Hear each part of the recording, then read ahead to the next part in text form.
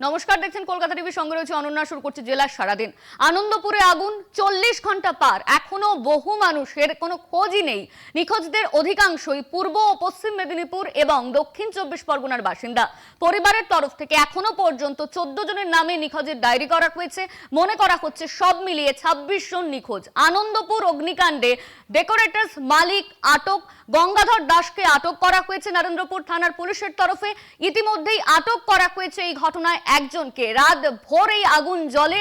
আনন্দপুর অগ্নিকাণ্ডে ডেকোরেটরস মালিক, তাকে আটক করা হয়েছে। ইতিমধ্যেই 26 জন এখনো পর্যন্ত নিখোঁজ বলে জানা যাচ্ছে। 14 জনের নামে ইতিমধ্যেই নিখোঁজের ডায়েরি করা হয়েছে। মনে করা হচ্ছে সব মিলিয়ে 26 জন নিখোঁজ। আনন্দপুর অগ্নিকাণ্ডে ডেকোরেটরস মালিক গঙ্গাধর দাসকে, তাকে আটক করা হয়েছে। নরেন্দ্রপুর থানার পুলিশ আটক করেছে তাকে। ইতিমধ্যে এই খবর সামনে আসছে। রবিবার রাত প্রায় 3টে নাগাদ আনন্দপুরে এই অগ্নিকাণ্ড হয়। একটি মোমো কোম্পানির গুদামে আগুন লাগে, পাশাপাশি আরো 2টি গুদাম ছিল, সেখানেও আগুন লেগে যায়। এই ঘটনায় ইতিমধ্যেই গঙ্গাধর দাসকে আটক করেছে নরেন্দ্রপুর থানার পুলিশ। আনন্দপুরের আগুন 40 ঘন্টা পার। আমাদের সঙ্গে সরাসরি ঘটনাস্থল থেকে রয়েছেন আমাদের প্রতিনিধি রিয়া মাঝি। রিয়া, আনন্দপুরের এই অগ্নিকাণ্ড 40 ঘন্টা পার, এখনো পর্যন্ত বহু মানুষ নিখোঁজ এমনই মনে করা হচ্ছে। তার মাঝখানে ইতিমধ্যেই একজনকে আটক করা হয়েছে। কি খবর রয়েছে রিয়া?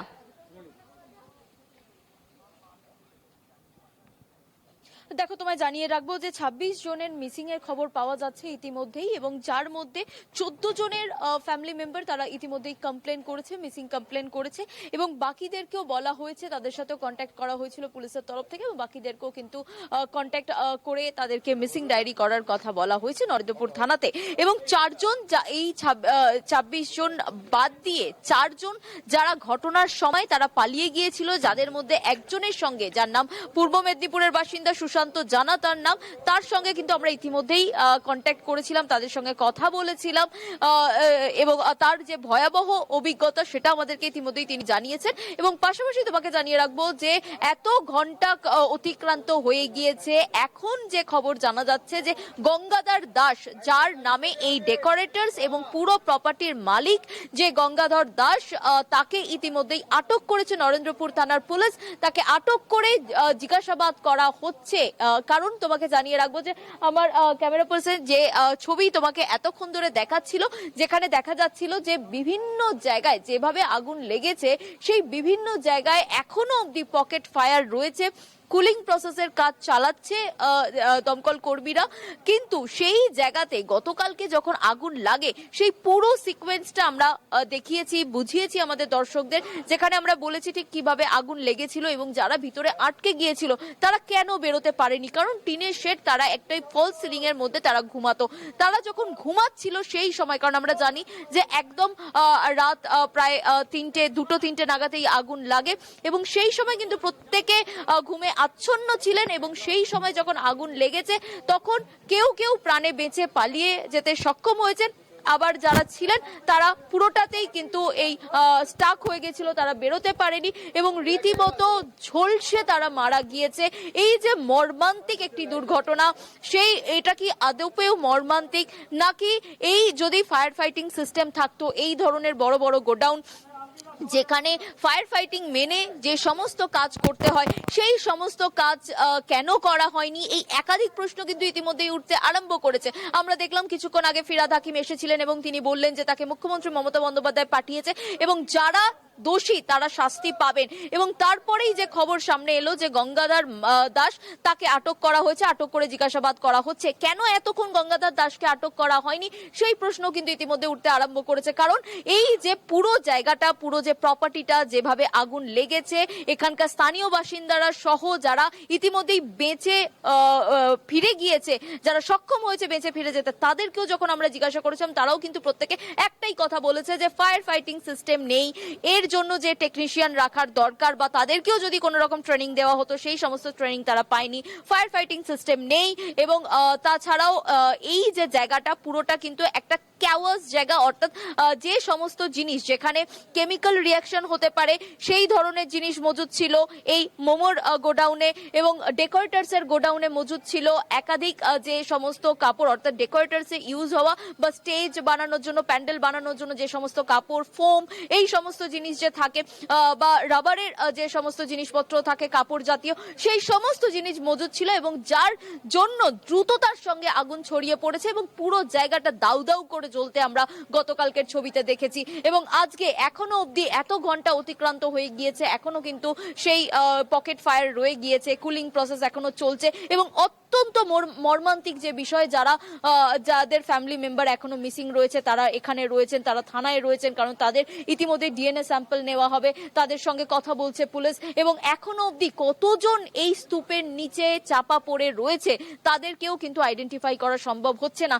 যে 8 জনকে ইতিমধ্যে আইডেন্টিফাই করা সম্ভব হয়েছে, সেই 8 জনের খুলি দেখে, অর্থাৎ মাথার খুলি যেটা হাত দিলেই গুঁড়ো গুঁড়ো হয়ে যাচ্ছে, এই ধরনের খুলি দেখেই কিন্তু আইডেন্টিফাই করা সম্ভব হয়েছে যে এরা একটা মানুষের বডি বলে, এমনটাই পুলিশ সূত্রে জানা যাচ্ছে।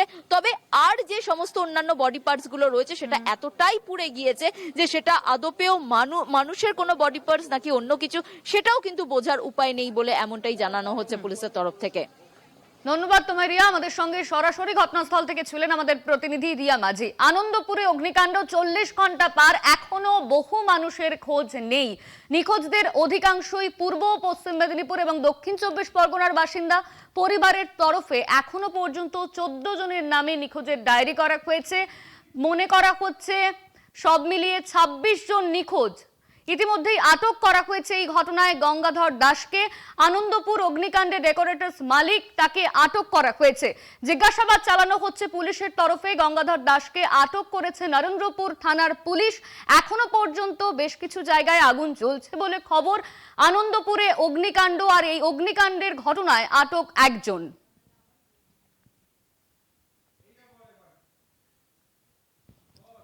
আনন্দপুরে আগুন 40 ঘন্টা পার, এখনো বহু মানুষের কোনো খোঁজ নেই। নিখোঁজদের অধিকাংশই পূর্ব ও পশ্চিম মেদিনীপুর এবং দক্ষিণ 24 পরগনার বাসিন্দা। পরিবারের তরফ থেকে এখনো পর্যন্ত 14 জনের নামে নিখোঁজের ডায়েরি করা হয়েছে। মনে করা হচ্ছে সব মিলিয়ে 26 জন নিখোঁজ। এরই মধ্যে 4 জনের খোঁজ পাওয়া গিয়েছে। আগুনের হাত থেকে বাঁচতে 4 জনই ওই দিন রাতে কারখানা থেকে পালান। প্রত্যক্ষদর্শী সুশান্ত জানার সঙ্গে কথা বলেন কলকাতা টিভির প্রতিনিধি রিয়া মাঝি।